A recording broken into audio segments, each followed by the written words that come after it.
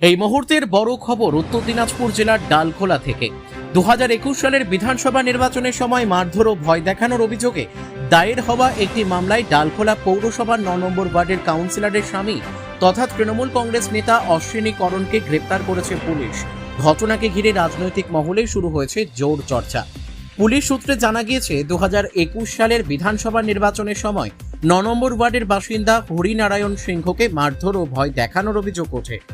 সেই ঘটনায় একটি মামলা দায়ের হয়েছিল। এই মামলার তদন্তের ভিত্তিতেই অশ্বিনী করণকে গ্রেপ্তার করা হয়েছে বলে পুলিশের দাবি। সোমবার ধৃত অশ্বিনী করণকে ইসলামপুর মহকুমা আদালতে পেশ করা হয়। পুলিশ আরও জানিয়েছে, এই মামলায় মোট 11 জনের বিরুদ্ধে অভিযোগ রয়েছে। তদন্ত এখনও চলছে এবং বাকি অভিযুক্তদের ভূমিকাও খতিয়ে দেখা হচ্ছে। 2021 সালের এই মামলায় গ্রেপ্তারির ঘটনায় ডালখোলার রাজনৈতিক মহলে নতুন করে চর্চা শুরু হয়েছে। তবে মামলাটি বিচারাধীন এবং আদালতের চূড়ান্ত রায় এখনো প্রকাশিত হয়নি। এই ঘটনার পর তদন্তে আর কি তথ্য উঠে আসে সেদিকে নজর রয়েছে সকলের।